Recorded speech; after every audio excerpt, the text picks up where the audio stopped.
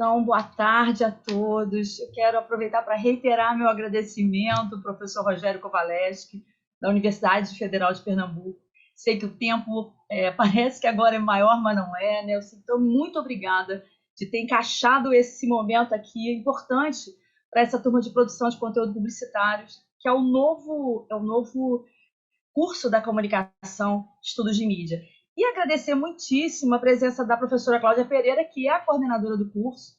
Então, assim, acho que vai ser um encontro maravilhoso. E, Rogério, está com você.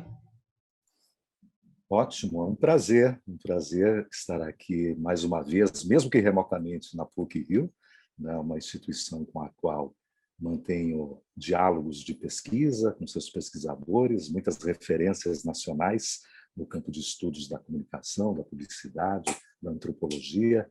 Então, é uma satisfação, novamente, estar, de alguma forma, em contato, né, com os professores e estudantes da PUC-Rio. Faço um agradecimento especial à professora Cristina Bravo e uma saudação também muito amistosa, né, de saudades à minha cara amiga Cláudia Pereira. Muito bem, muito bem. Eu vou compartilhar uma tela, né, que de alguma forma vai nortear minha apresentação, de modo que consigamos organizar o nosso tempo de apresentação. Vamos lá. Acredito que já está aparecendo aí para todos. Esta temática que eu trouxe hoje para vocês diz respeito a uma pesquisa que desenvolvi à época do meu doutorado, que foi em comunicação e semiótica, realizado também numa PUC, mas na de São Paulo. Eu que tenho um vínculo histórico com PUCs, já que tenho graduação na PUC do Paraná. Falarei também, inclusive, um pouquinho desse meu percurso de formação, de atuação profissional e de pesquisa, porque noto, toda vez que trago algum convidado para participar de minhas aulas, seja na graduação em Publicidade e Propaganda, aqui na UFPE, em Recife, seja na pós-graduação, no nosso PPG-Com, eu solicito que os nossos convidados apresentem um pouco do seu percurso, né, de vida, por vezes, de formação, de atuação, de pesquisa, porque assim a gente entende melhor o lugar de fala, né, e entende o porquê este pesquisador convidado chegou àquele conceito, chegou àquela contribuição, chegou efetivamente a trazer determinado conhecimento. Né, porque acredito que exatamente este percurso que todos nós, em algum nível, percorremos ao longo de nossas vidas, faz parte também das possibilidades que nós temos de trazer de contribuição em termos de estudos para a área. Não é? Então, vamos seguir com esses slides, fazendo um rápido levantamento, aqui, acompanhamento de por onde andei. Deixa eu ver aqui se vai. Aí está. Me graduei em Publicidade e Propaganda na PUC do Paraná, realizei especialização em Marketing e Propaganda, posteriormente um mestrado em Comunicação e Linguagens, também lá em Curitiba, de onde sou, na Tuiuti, posteriormente um doutorado em Comunicação e Semiótica, e dei continuidade, de alguma forma, minha pesquisa doutoral no pós-doc em Conteúdo de Marca na Universidade Pompeu Fabra, de Barcelona. Esse percurso, né, de formação tem relação também com o meu percurso profissional. Vejamos qual foi. Trabalhei em emissoras de rádio e televisão, em produtoras de áudio e vídeo, em agências de publicidade, em empresas de tecnologia da informação, mas, sobretudo, claro, na área de marketing e comunicação, e, posteriormente, cheguei às universidades. A maior parte deste percurso de atuação profissional foi feito em paralelo, não parei de fazer uma coisa para fazer outra. Eu fui somando experiências, porque entendo que quem vai atuar, seja no mercado de comunicação, seja, eventualmente, na academia, é importante que disponha de uma visão ampla, diversificada, né? Se possível, de todos os atores, do ponto de vista de cada um dos atores que constituem o mercado de comunicação ou o ambiente acadêmico. Né? Então, na medida do possível, eu apresento este breve percurso profissional no sentido de sugerir, recomendar, né, que conheçamos, em algum nível, cada um dos interesses, dos pontos de vistas, das necessidades em termos comunicacionais de cada um desses atores. Meu percurso de pesquisa, claro que tem alguma correlação, né, com minha formação, evidentemente, mas também por onde passei profissionalmente. Né? E, por vezes, as temáticas e, sobretudo, os objetos de investigação de minhas pesquisas diziam respeito àquilo que, de alguma maneira, eu manuseava, trabalhava, produzia em termos de comunicação, seja em emissoras, em produtoras, em agências, não é? E porque, de alguma maneira, talvez me inspirava, né? E aquilo com o que eu lidava me instigava a pesquisar a respeito. Né? Então, eu tentei, nessa apresentação, relembrar, mais ou menos, a partir de marcos temporais, por onde passei em minhas pesquisas. E daí para a gente entender também do que vou tratar hoje aqui, né? E da ênfase que darei especificamente ao conteúdo desta palestra. Trabalhei com intertextualidade, sobretudo à época do meu mestrado, isso lá se vão 20 anos, né? A intertextualidade, sobretudo, entre cinema e publicidade, né? De que maneira o cinema servia como uma fonte de inspiração para as criações publicitárias, sobretudo as audiovisuais, tratando-se da proximidade de linguagem entre os dois meios. Né?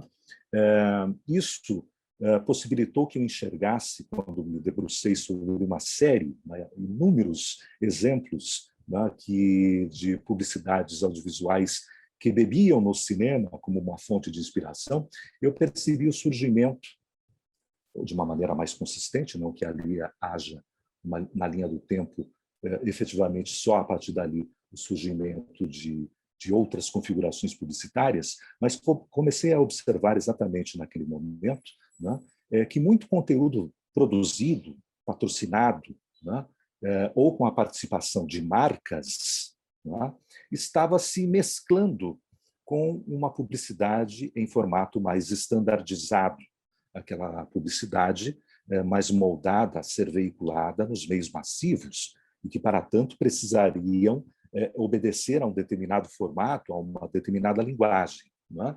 E comecei, então, a me dedicar também às novas configurações publicitárias, isso lá por 2005. Né?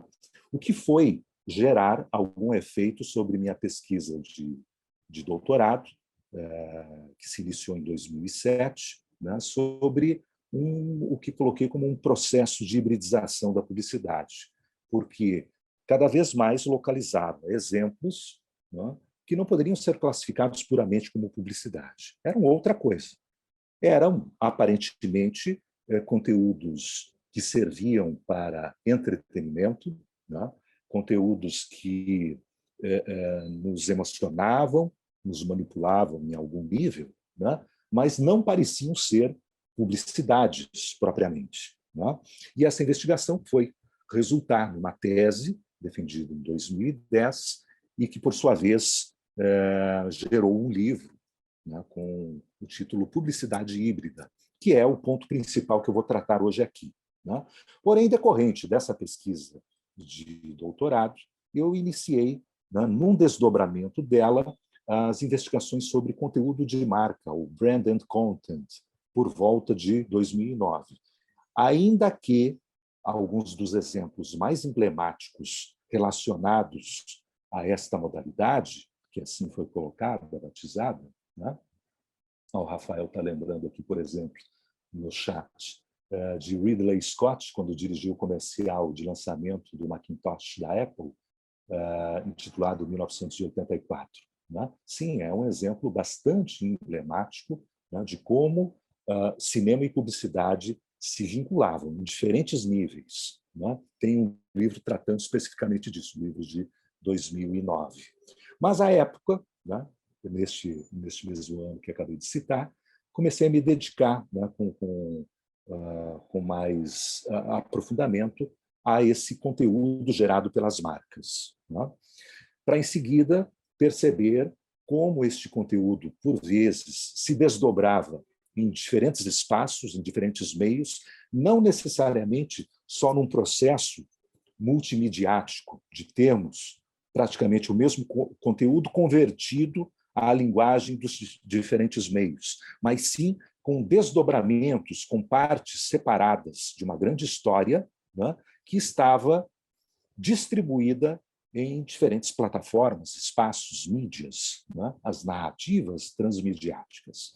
Isso por volta de 2013, né, que me fez, inclusive, iniciar um processo de preparação do que viria a culminar no meu pós-doutorado, né, que foi realizado em 2015, sob a supervisão de um professor que é especializado em narrativas transmídia, que é o professor Carlos Scolari, lá da Pompeu Fabra, em Barcelona. É um professor argentino, mas radicado na Espanha já há muitos anos. Durante uma parte inicial também desta época do pós-doc, me dediquei a pesquisas de literacia midiática e publicitária, né? E, posteriormente, sobretudo observando os objetos produzidos, né, os objetos midiáticos produzidos pelas marcas, por vezes com desdobramento em várias mídias, né, que, de alguma forma, requisitavam da audiência uma capacidade de interpretação, interpretação, acompanhamento, enfim, uma literacia para efetivamente desfrutar de tais conteúdos, percebi que poderia ser um espaço também para que muitas marcas, sobretudo aquelas que tratam de temas sensíveis, tratam com determinados públicos, por vezes, que são omitidos, né, nas narrativas publicitárias, né, comecei a perceber um espaço também para investigar as causas e responsabilidades sociais da publicidade, né, que é algo que eu venho trabalhando até atualmente, né, sem deixar de observar, em algum nível, todos esses passos anteriores, exatamente pela grande conexão que há entre eles. Indo adiante. Um dos exemplos mais marcantes, né, que me fizeram chegar posteriormente a essa teoria da publicidade híbrida é um exemplo de 20 anos atrás. É uma série de curtas-metragens produzidos pela BMW, né, então uma marca de carros de luxo, carros esportivos, em grande maioria, né, que produziu 8 curtas-metragens entre 2 temporadas iniciais, 5 curtas-metragens na primeira temporada, mais 3, aqui seria uma chamada para mais 3 curtas que foram produzidos em 2002, então 2002, e depois revisitou no que seria uma terceira temporada com mais um episódio, me parece que em 2016. Né? Este impacto, o impacto gerado por essa série, né, cujos episódios, cada um deles era dirigido por importantes diretores cinematográficos, como Tony Scott, né, o Rafael havia lembrado aí o exemplo do Ridley Scott, Tony Scott, irmão de Ridley, dirigiu um dos comerciais, John Woo, Guy Ritchie, entre outros diretores importantes, sobretudo de um segmento ou de um gênero cinematográfico de filmes de ação. Né? Havia um personagem protagonista que era comum a todos os episódios, e as tramas envolviam sempre algum tipo de perseguição, enfim, que requisitavam do produto em questão, carro BMW, uma determinada desenvoltura. Não é? Mas o carro levava tiros, amassava, empoeirava, ou seja, não víamos ali, né, uma publicidade convencional em termos de tratamento do produto. Não é? Esses conteúdos, né, geraram um impacto muito grande no mercado, sobretudo nos grandes festivais de publicidade, né, e o case foi premiado em Cannes, em 2001, porém não havia uma categoria para ele. Não se sabia onde encaixar. Né? Não havia uma categoria de curtas-metragens onde a marca mesmo produziu o conteúdo, enfim, não se sabia o que fazer com isso. Né? Criou-se estabeleceu-se um prêmio Titanium, né, que abarcasse algo que fugisse que estava fugindo completamente às categorias até então existentes no Festival de Cannes, que é o mais emblemático na indústria publicitária, né? E daí eu trago aqui um marco temporal importante em relação a este festival, que continua sendo muito importante do ponto de vista mercadológico e no estabelecimento de tendências, categorias, parâmetros, enfim, né, para a indústria publicitária globalmente falando, né, que é essa virada de 2010 para 2011. Notem ali, né, como se chamava o festival até 2010. Cannes Lion International Advertising Festival. Né? Então, festival de publicidade, um festival que tinha surgido 57 anos antes como um festival de filmes publicitários, exclusivamente. Né? Então, quem concorria no Festival de Cannes de publicidade eram filmes publicitários. Né? Com o passar dos anos, novas categorias para outros tipos de publicidade em outros meios foram se incorporando. Né? E em 2011, né, o festival deixou de se chamar de Festival de Publicidade, dada a variedade de soluções criativas que eram apresentadas pelos anunciantes, que não se encaixavam mais no que, em geral, se denominava publicidade, né? E passou a se chamar Cannes Lions International Festival of Creativity. Né? Então, a criatividade era o mais importante e não, efetivamente, o enquadramento como um determinado tipo de publicidade para resolver uma situação pontual em termos comunicacionais do anunciante, de indução ao consumo, de posicionamento de marca. Enfim, a criatividade, né, deveria ser, efetivamente, o elemento de destaque para que uma peça, uma campanha, participasse de tal festival. Né? E de maneira muito interessante, nota-se que, ano a ano, o festival, né, vai se ampliando em termos de categorias. Aqui a gente tem um quadro, eu não vou me ater ao detalhamento de cada um desses 9 eixos, mas destacarei basicamente esta quantidade, esta diversidade de formatos relacionados à publicidade e às necessidades comunicacionais em termos publicitários que os anunciantes têm para aí se encaixarem. Né? Claro que estamos falando de um cenário, né, de grandes e profundas alterações midiáticas, né, sobretudo aquelas decorrentes do surgimento e do crescimento exponencial da internet, que abriu, né, as portas para um contingente enorme, né, de novos enunciadores, sejam eles as próprias marcas, sejam eles os consumidores, né, que se colocam em contato, em diálogo, interagem. E isso fez com que, efetivamente, os esforços publicitários precisassem, efetivamente, encontrar um ponto de contato, uma forma de convencimento de suas audiências de que aquela marca tem os benefícios que ela prega e que, por isso, ela deve ser a marca preferida, a marca escolhida para se consumir, a marca que sirva como modelo para se divulgar efetivamente o que ela quer de nós, né, consumidores. 28 categorias. Então, 9 eixos, 28 categorias. Evidentemente que alguns conteúdos gerados pelas marcas podem se enquadrar em mais do que um eixo e em várias categorias. Mas nos interessa aqui perceber esta diversidade de opções, né, que uma mesma marca tem em termos de como chegar ao seu público-alvo. Né?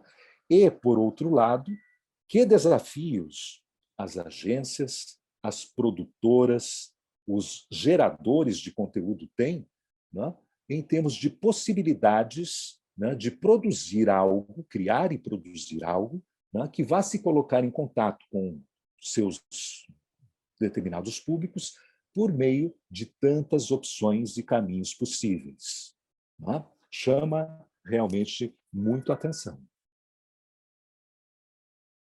Um conceito, né, que é aí um conceito que vem sendo trabalhado, né, um dos primeiros autores que trabalhou esse conceito é um autor que não é um autor efetivamente acadêmico, é um autor de viés mercadológico, mas que trouxe, né, por meio desta obra, Publicidade mais Entretenimento, né, uma contribuição importante para a gente compreender efetivamente este momento de união, né, de indústrias, e daí a sigla MVV, né, que diz respeito a 3 endereços. Né? Quais são os endereços e de quem são esses endereços? Madison Avenue, em Nova York, né, que é a sede dos conglomerados globais de publicidade.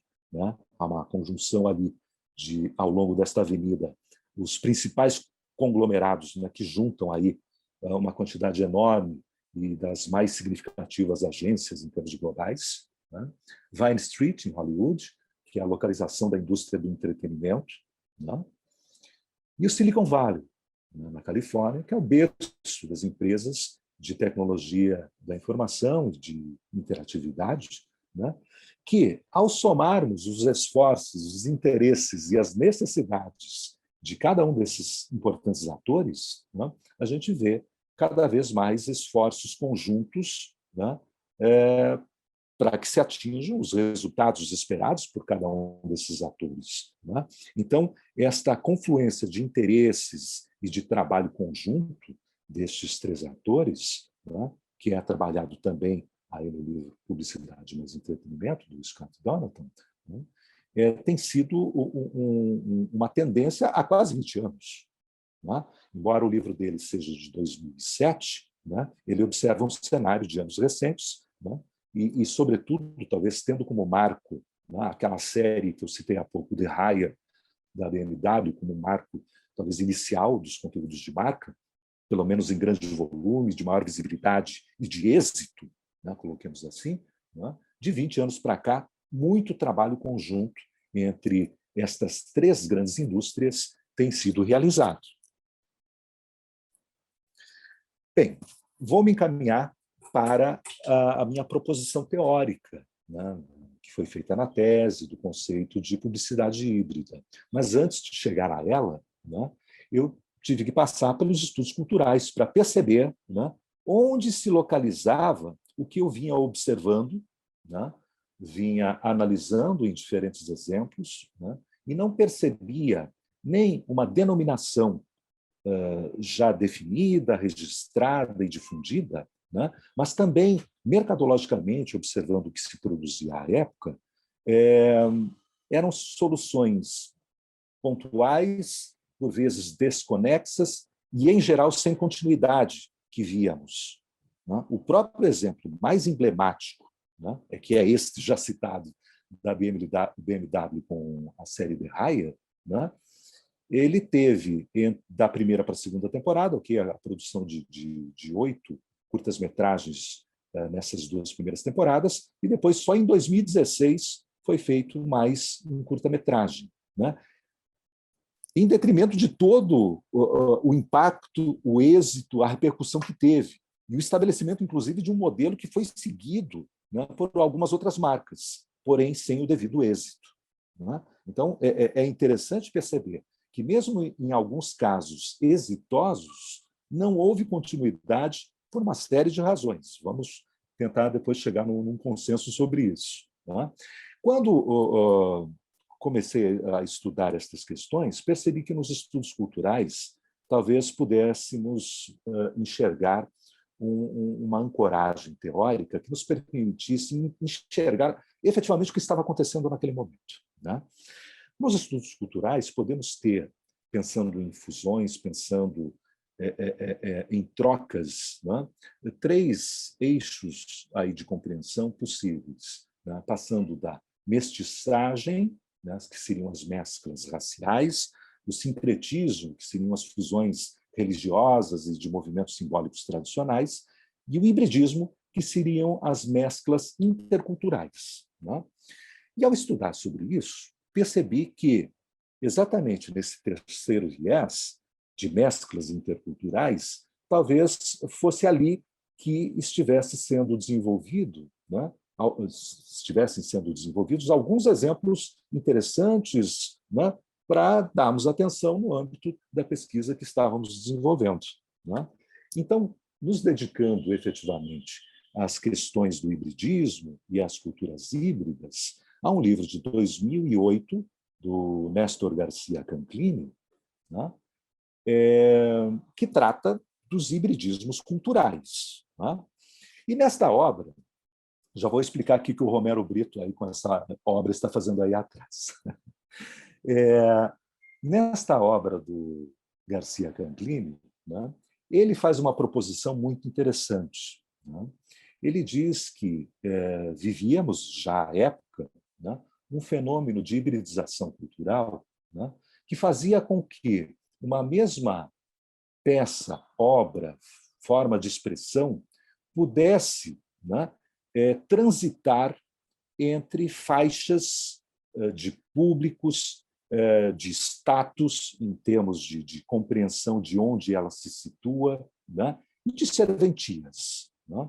E dizia que, na cultura híbrida, um mesmo produto, uma mesma obra, uma mesma peça, ela eventualmente não se encaixa nem no que se compreenderia como culto, nem como massivo, nem como popular, né? E, curiosamente, né, daí quando a gente pega, e por isso que aí está o exemplo de uma arte do Romero Brito, né? Se a gente pega o Romero Brito e a arte dele como exemplo, a gente vê que ele realiza um percurso de hibridização cultural. Por quê? Né? Romero Brito era um artista que fazia suas pinturas e as vendia, né, todas coloridas, assim, de uma maneira bastante característica, como conhecemos, e vendia na Cidade Alta, aqui em Olinda, aqui do ladinho, né? Botava lá os quadrinhos coloridos, junto com tantos outros artistas e artesãos, né? Num dado momento, claro, foi progredindo, né? Ele foi cooptado, né, pelos meios massivos, quando foi convidado, né, por exemplo, a fazer a pintura dele, né, estabelecer esteticamente o padrão, né, de pintura dele, numa campanha bastante emblemática da Vodka Absolute, né, que em cada anúncio convidava diferentes artistas plásticos para fazer uma intervenção, né, com a silhueta da garrafa, né, numa publicidade bastante famosa e que perdurou por muitos anos, né? Então, ele saiu do contexto do popular, né, e foi para o massivo, né? E a obra dele é encontrada em alguns importantes museus, né? Então, é um artista que transitou, né, porém não se situa, né, claramente em nenhum mais desses meios, porque, embora ele faça uso de elementos da cultura popular na sua forma de expressão, ele já deixa de ser popular no que diz respeito à aquisição das próprias obras, que hoje em dia são caríssimas. Claro que há inúmeras reproduções, né, e falsificações e mimetizações da obra dele, né? Ele fica no massivo quando é cooptado, sobretudo pela publicidade, né? E há inúmeros produtos e campanhas publicitárias que, de alguma forma, usam, né? O que gera um efeito, né, não necessariamente positivo, quando ele é compreendido como um artista a ser cultuado, a ser colocado num espaço mais nobre da arte, como uma galeria ou como um museu, né?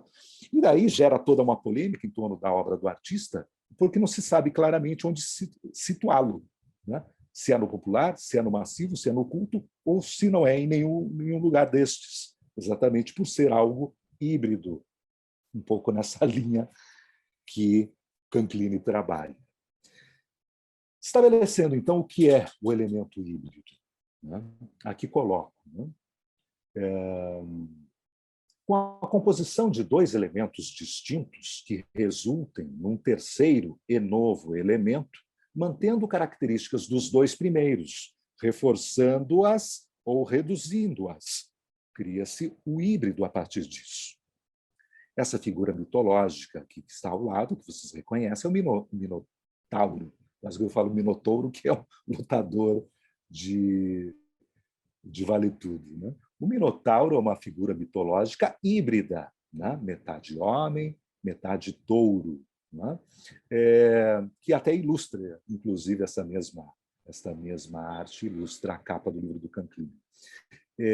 E essa compreensão, né, a gente começou a aplicar exatamente ao que vinha se fazendo em termos de conteúdo publicitário, sobretudo audiovisual, mas não exclusivamente audiovisual, mas sobretudo audiovisual, né, que tinha elementos da publicidade, então tinha efetivamente ali elementos persuasivos, né, e convencionais e tradicionais de uma publicidade standardizada, né, porém, por vezes, a própria marca do anunciante em questão não era destacada ou era quase que escondida ao longo da narrativa, o que de alguma forma fere esses princípios de uma publicidade standardizada, né? E havia outros conteúdos que se sobressaíam, sobretudo de viés de entretenimento, né? Eram conteúdos que fugiam, por vezes, a um formato também tradicional de veiculação, né? Então, em geral, não obedecem a um formato de 30 segundos, 15 segundos, 60 segundos, que seriam os mais naturais para a veiculação dos meios massivos, né? Então, a internet também contribuiu muito com isso. Pode ter 1 minuto e 43 segundos, e não tem problema algum, né? Vai ter o tempo necessário para o desenvolvimento satisfatório da narrativa. Se precisar ter 9 minutos e 38 segundos, vai ter.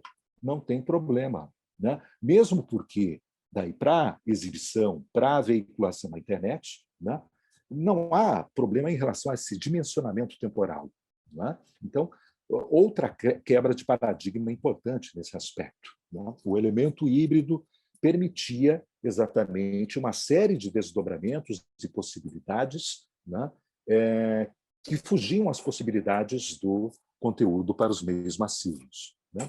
Coloco aqui uma imagem, se só mais divertida, para a gente entender o que são os híbridos, afinal de contas, né? E a gente enxerga nessas duas figuras que aí estão várias figuras, várias menções, várias referências, por exemplo, do universo do rock, né? Ali tem umas contribuições no chat que agora eu vi, né? E aqui vocês podem ver, né, e podem também colocar no chat se quiserem, né, quem que a gente enxerga nesses elementos híbridos que aqui estão, né? Algumas referências musicais. Tem Kiss, né, na verdade, nas duas figuras, né, porque a língua de fora remete a um personagem, a estrela remete a outro, ou Secos e Molhados, ok, uma referência daí nacional, né? Temos aí uma indumentária de Madonna, Amy Winehouse, né? Fred Mercury, não sei se alguém já colocou aqui. Vejam da figura do lado esquerdo, né? Os olhos remetem possivelmente a Marilyn Manson, que usa uma lente de contato com essas características, né? Enquanto que a roupa dele pode remeter aos Beatles, né? Talvez o topete a Elvis, né? E assim vamos. Então, notem, né? É um ser híbrido. Não necessariamente, em todos os casos, o resultado dessa hibridização, né, vai soar natural, vai soar e aparentar sendo assim algo harmonioso, né? Às vezes é uma coisa divertida, às vezes é uma coisa engraçada, às vezes é uma coisa que pode ser bizarra, né? Então, o híbrido sempre vai trazer características de dois ou mais elementos que o constituíram. Vai evidenciar ou vai diminuir um pouco essas características, mas vai tentar trazer características que se somam para constituir um terceiro e novo elemento, né, que tenha vantagens competitivas em relação aos seus antecedentes, sobretudo numa perspectiva mercadológica e comunicacional, né? Aí continuam aí as contribuições e as possíveis leituras de quem aí está representado, né? Numa perspectiva mercadológica e comunicacional, onde há cada vez mais necessidade de se investir em formas diferenciadas de comunicação, a fim de ganhar a atenção da audiência. Uma audiência que está absolutamente dispersa em múltiplas telas, com múltiplos afazeres e interesses simultaneamente, e não necessariamente está com a sua atenção destinada a uma publicidade no intervalo comercial. Né? Se as pessoas estão em todos os lugares possíveis e online, né, e fazendo múltiplas coisas, efetivamente os conteúdos, né, realizados pelos anunciantes, eles precisam romper esta barreira, chamando a atenção para si mesmos, fazendo com que o público desfrute efetivamente daquilo que o anunciante está ofertando. E ofertar publicidade pura e simples absolutamente não é suficiente. Né? Precisamos entreter, precisamos emocionar, precisamos engajar. Né? E a publicidade, com estas características híbridas, em geral, tem um pouco mais de capacidade nesse sentido. Né? Eu trago uma contribuição do Peter Burke, neste livro que aí está, Hibridismo Cultural, né? Que sintetiza um pouco exatamente desse pensamento. Né? Devemos ver as formas híbridas como resultado de encontros múltiplos e não como resultado de um único encontro. Quer encontros sucessivos adicionem novos elementos à mistura, quer reforcem os antigos elementos. Né? O que temos percebido, né, seja a época quando desenvolvemos efetivamente nossa tese, né, e analisamos muitos exemplos, né, e continuamos depois, nos anos seguintes, percebendo, né, a constituição de exemplos cada vez mais consistentes, segundo tais características que apontamos, né, que o viés do entretenimento é o que se sobressai. Né? Por vezes, há anunciantes dispostos a realizar conteúdos em prol da sua marca, não é? Mas se sentem inibidos, intimidados ou amedrontados de não dar a visibilidade suficiente para a marca nessas narrativas e, em geral, não conseguem produzir algo que seja absolutamente compreendido e absorvido pela audiência sem aquele risco de rejeição por perceberem que se trata de uma publicidade. Né? Então, uma publicidade híbrida bem feita seria aquela que vai engajar a audiência, entretê-la, emocioná-la, fazer com que ela leve adiante aquela experiência, recomendando que outras pessoas assistam, e ainda assim ela ficará com algo associado à marca gravado, né? Retido, de modo que uma impressão positiva em relação à marca ela mantenha. Né? Mas, no fim das contas, quando a gente vai analisar caso a caso, né, são poucos os casos que efetivamente trabalham com tal desenvoltura e com tamanho êxito. A proposição de publicidade híbrida, né, nos permitiu chegar a 4 dimensões que a constituem. Né? E quando percebemos, num determinado conteúdo publicitário, né, o conteúdo de uma marca, que nem sempre vai ficar evidenciado que é publicitário exatamente, né, que estes 4 níveis, essas 4 dimensões se fazem presentes, daí podemos dizer, é um bom exemplo de publicidade híbrida. Né? Quais são estas dimensões? A persuasão é a primeira delas. Eu faço uma listagem aqui nesta ordem numérica, né, seguindo e partindo do pressuposto, né, de que há uma intencionalidade publicitária, comercial, de indução ao consumo, de posicionamento de marca. Enfim, a marca quer fazer isso para se colocar perante uma determinada audiência e transmitir uma informação, uma emoção ou um valor a esta audiência. Né? Então, comecemos por esta característica, por essa dimensão que está mais associada à publicidade estandardizada, né? Que é a persuasão. Vamos perceber, em geral, nessas narrativas, em sua grande maioria, narrativas audiovisuais, né, que há um nível de persuasão. Né? Seja relacionado diretamente ao produto, ao serviço, à marca, que ali está embarcada na narrativa. Porém, este nível persuasivo ele é num tom menor do que numa publicidade estandardizada. Ele está diluído, ele está disfarçado, né? Ele está travestido de entretenimento. Então, a gente enxerga, sobretudo quando vamos fazer uma análise do discurso, uma análise pormenorizada do conteúdo ou das cenas que compõem tal conteúdo gerado pela marca, e daí a gente vai ver, isso aqui é a porção persuasiva que manteve na narrativa, né? Às vezes um packshot, apareceu o logo, né, do anunciante, uma rápida menção no diálogo entre personagens, uma demonstração um pouco exagerada da desenvoltura do produto na narrativa. Esses são traços que foram mantidos, né, na narrativa, mesmo que ela não queira parecer publicidade, por vezes por uma intervenção de quem aprova o conteúdo que foi produzido, né, por uma intervenção do departamento de marketing, né, que aprova a ideia, mas, por favor, aumenta o logo, né, porque se não aparecer o logo suficientemente, as pessoas não vão perceber que fui eu que produzi tal conteúdo, não é? Então, esse tipo de recomendação efetivamente acaba aparecendo. E daí o elemento persuasivo ele vai, né, aparecer ou ter maior ou menor relevância em decorrência destas intervenções. Em geral, quem quer produzir um conteúdo de marca, né, de um viés, sobretudo de entretenimento, né, vai tentar se desvencilhar dessas características persuasivas. Né?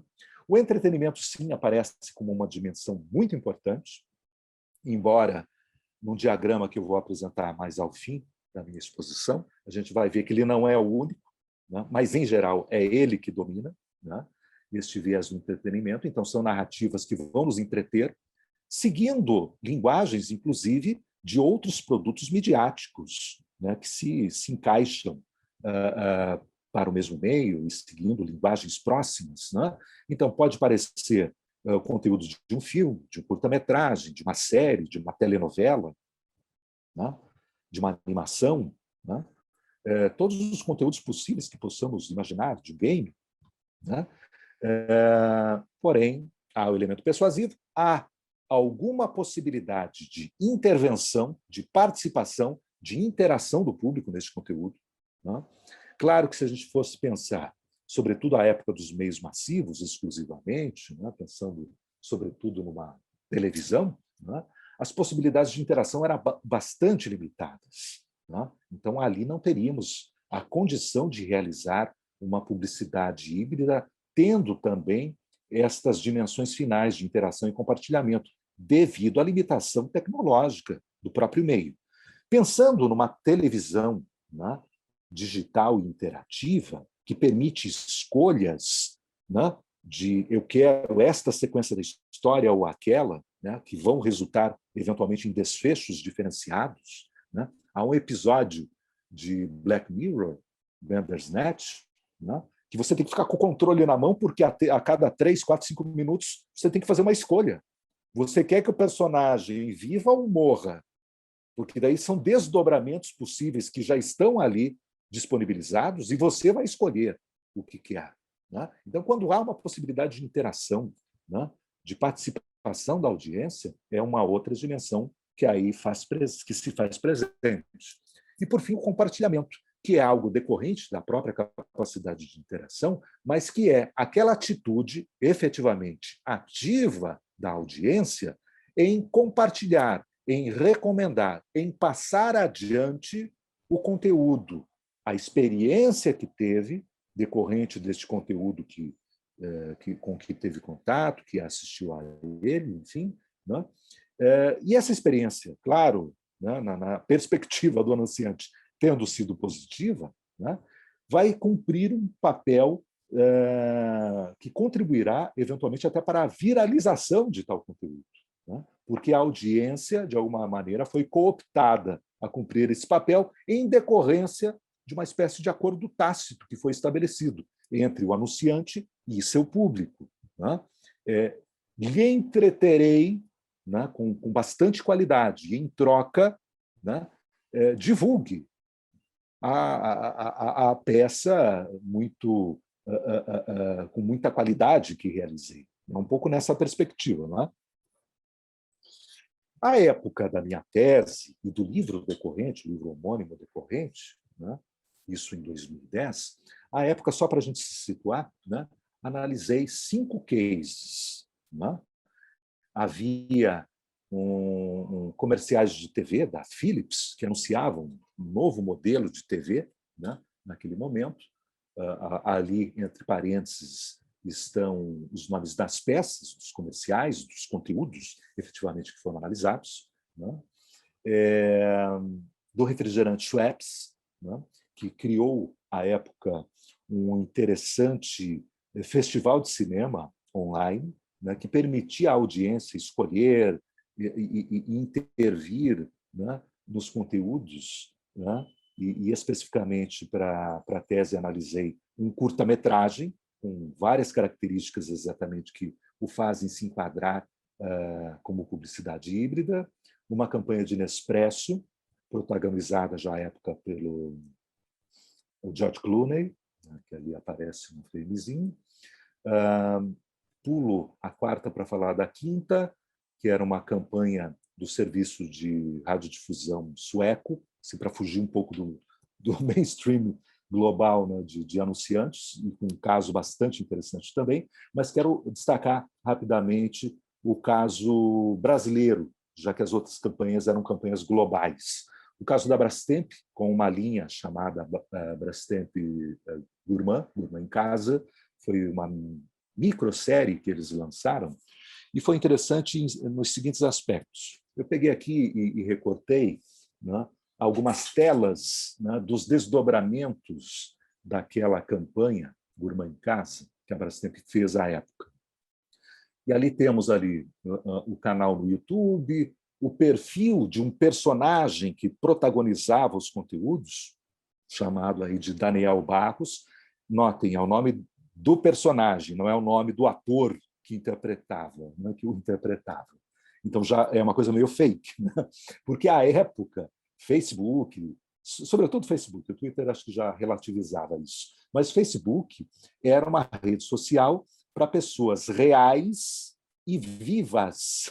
Né? Você não podia fazer, na época, um perfil para um personagem ou para pessoas que já haviam falecido e a título de prestar uma homenagem. Né? Então, era curioso, porque o anunciante burlou uma regra da rede social para criar o perfil de um personagem. Era um personagem efetivamente ficcional. Né? E aí colocaram esses conteúdos no ar, né? Desdobrando a microsérie, que era em, acho que 7 episódios que foram realizados à época, que foram veiculados no canal da marca, no YouTube, em alguns canais de TV por assinatura, e havia chamadas na TV aberta, né, levando o público para esses outros espaços ou telas. Né? Porém, a audiência compreendeu que aquilo fazia parte de um reality show, né? Porque eram jovens, esse personagem protagonista ele tinha toda a linha Gourmand em casa, né? Então toda a linha de eletrodomésticos da Brastemp em casa, gostava de cozinhar e recebia os amigos. Né? Era um pouco inspirado naquela série Seinfeld, né? Cujo o roteirista que produziu aqui admitiu que se inspirou naquela série para fazer o encontro de amigos. Não havia uma temática outra que não um encontro de amigos em torno ali da cozinha, quando se preparavam alguns pratos e usavam-se todos esses equipamentos da marca. Né? Ocorre que, como a audiência não estava, talvez, devidamente letrada para interpretar e compreender o que era aquilo, né?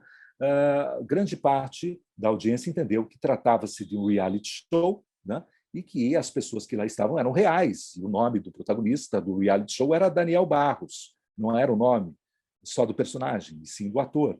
E não foi isso que aconteceu. O que ocorre é que, quando o conteúdo audiovisual saiu do ar, acabou o prazo, o período de veiculação, as redes sociais deixaram de ser atualizadas. E as pessoas daí se deram conta de que assistiram a um conteúdo de uma marca e não a um reality show. E se sentiram um pouco traídas pela marca.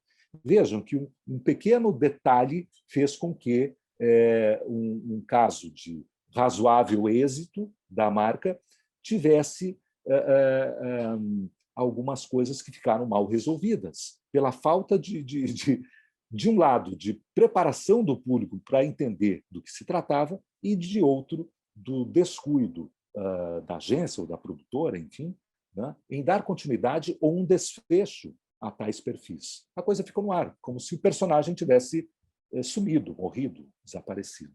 Né? Onde se situa e ocorre a publicidade híbrida? Né? E nesse diagrama eu coloco para a gente compreender onde ela aparece. Né? Então, entendendo que os conteúdos de marca, ou brand and content, são possíveis, em geral, em 3 eixos, são eles o entretenimento, o eixo informativo e o eixo educativo. Né? Porém, na maioria absoluta dos casos, sobretudo quando há marcas comerciais produzindo tal conteúdo, efetivamente o eixo que prevalecerá é o eixo do entretenimento.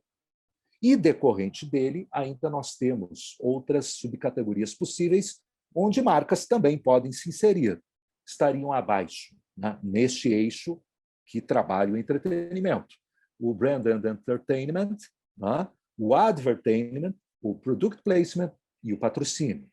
Né? Entendamos, então, né, que, decorrente do conteúdo gerado pela marca, pode haver desdobramentos, quando a ênfase for o entretenimento, em realizar uma publicidade que pode ser estandardizada e veiculada, inclusive, na TV aberta, né, segundo o formato padrão, né, simplesmente mesclando publicidade e entretenimento para gerar o advertainment.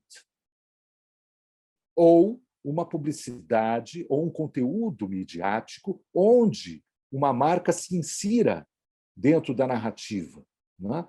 Exatamente para fugir daquele espaço do break comercial, que as pessoas, em geral, não têm mais disposição ou tempo para absorver, né? É inserir dentro de conteúdos midiáticos outros, conteúdos editoriais, conteúdos de entretenimento, a marca ali dentro, o product placement, ou o patrocínio de conteúdos que, de alguma forma, digam respeito à marca, né, e sejam do interesse estratégico da marca. Né?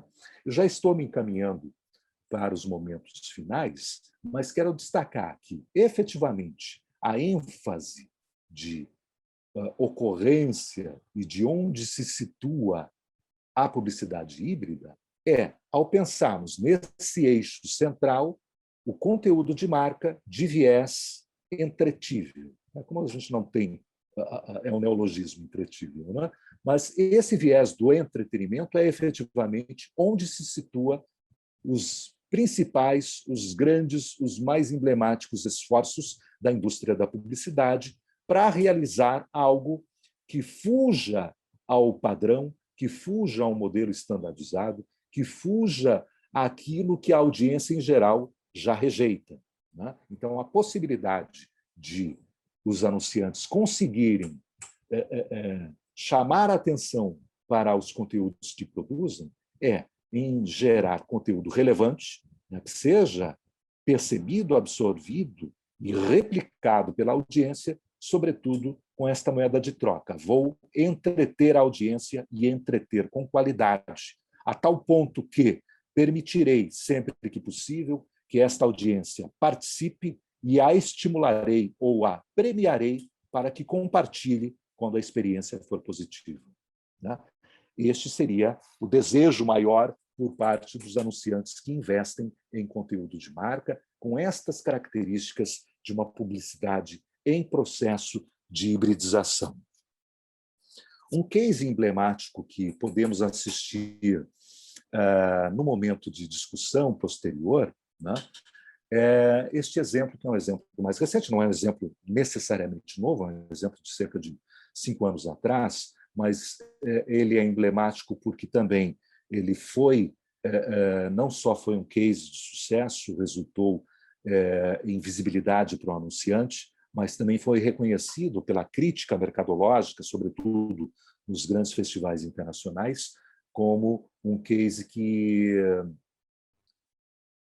trouxe contribuições, trouxe novidades e está em concordância com esta compreensão de que a publicidade precisa, para além de persuadir, entreter, possibilitar interação, né, e estimular o público a compartilhar. Tá? Então, no momento posterior, poderemos assistir esse conteúdo, mas faço a recomendação que se busque, né, em qualquer sistema de pesquisa na internet ou propriamente no YouTube, este título de Scarecrow, do anunciante Chipotle, né, que é uma rede de fast food de comida mexicana. Né? Fica a sugestão para que se assista esse conteúdo como um exemplo bastante emblemático, né, tanto do ponto de vista mercadológico, quanto dos festivais, como também de aceitação do público, né, como um bom exemplo. Então, para ampliarmos nosso diálogo em oportunidades futuras, aqui convido-os a dialogarmos por meio aí das nossas produções, né, e me coloco à disposição para interagirmos por esses canais, seja lá pelo meu site, seja pelas redes sociais onde estamos. Faço menção ali ao nosso grupo de pesquisa, o FINC, que é o Publicidade Híbrida e Narrativas de Consumo, né, onde, de alguma forma, também a gente relaciona todos os resultados de pesquisa que produzimos e que orientamos no PPG-Com da UFPR. Muito obrigado. Bom, acho que as pessoas, você realmente, né, Rogério, você foi de A a Z, né? Então fica difícil, né, mesmo. Né? Eu estava aqui extasiada, assim, foi uma beleza, uma delícia ouvi-lo. Eu acho que foi uma experiência para todos nós aqui muito, muito boa mesmo.